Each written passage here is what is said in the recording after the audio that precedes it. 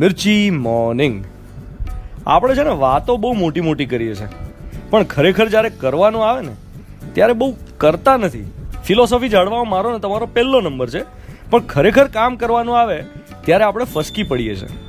છેલ્લા થોડા અઠવાડિયામાં કેટલી બધી તકો હતી આપણી પાસે સારા બનવાની. શું એ ઓપોર્ચ્યુનિટીનો આપણે લાભ લીધો? એક સાદું ઉદાહરણ લઈએ. આપણે કેટલા લોકોની ભૂખ ભાંગવાનું કારણ બન્યા? જો ભૂખથી તો મોટો કોઈ ભગવાન નથી ને. શ્રી કૃષ્ણએ ગીતામાં કહ્યું છે કે અહમ વૈશ્વા નરો ભૂતવા પ્રાણીનામ દેહમાશ્રિતઃ પ્રાણાપાન સમાયુક્ત પચામ્યન્નમ ચતુર્વિધમ.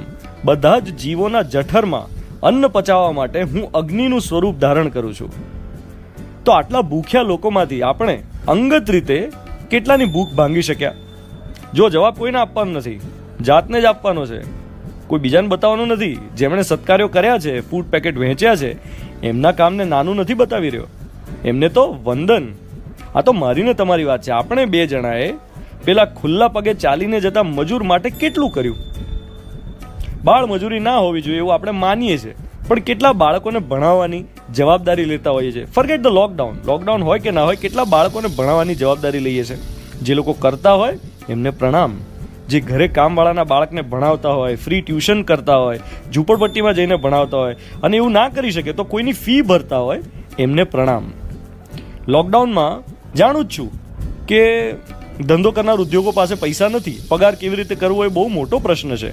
ને તોય જે બિઝનેસમેન પગાર ના કાપે, એક પણ જણનો રૂપિયો ના કાપે, 2 મહિનાનો સેલરી આપે, એમને તો ચરણ સ્પર્શ.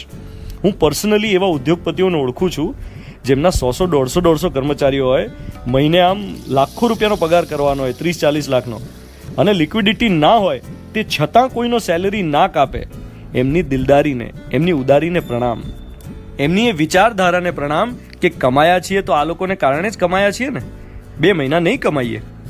અને જે લોકોએ પગાર ભલે કાપ્યો હોય પણ એમના મનમાં દુઃખ થયું હોય ને પગાર કાપવાનું, એમને પ્રણામ. મારા ડૉક્ટર છે હોમિયોપેથીના, કેતનભાઈ, બોલો, એમણે માત્ર પોતાના વોટ્સએપ સ્ટેટસમાં લખ્યું કે કાલે હું હાઈવે પર જતા મજૂરોને મદદ કરવા જવાનો છું, પૈસા અને ભોજનની. થોડી જ વારમાં એમના વોટ્સએપમાંથી 75,000 રૂપિયા ભેગા થઈ ગયા એમના મિત્રો પાસેથી. તો આવા દરેક ડોનરને પણ પ્રણામ, જેમણે પોતાની રીતે કોઈ પ્રયત્ન કર્યો હોય, ભલે ફિઝિકલી ના જઈ શક્યા હોય. જો આપણને આ જે પણ મળ્યું છે ને જિંદગીમાં, એ કોઈ મજૂરના તડકામાં કામ કરવાથી જ મળ્યું છે. ભલે પછી આપણું બિલ્ડિંગ હોય, બનેલા રોડ્સ હોય, બ્રિજ હોય, એક્સપ્રેસ વે હોય, આ કોઈ મજૂરની તડકાની મહેનત છે. માત્ર આપણે ટેક્સ આપ્યો એટલે આપણે ઋણ મુક્ત થઈ ગયા એમ? હજુ સમય છે આપણી પાસે. હાથ ટૂંકો ન કરીએ, લાંબો કરીએ. મિર્ચી પર હું છું ધ્વનિત, તમારી સાથે. Good morning my dear.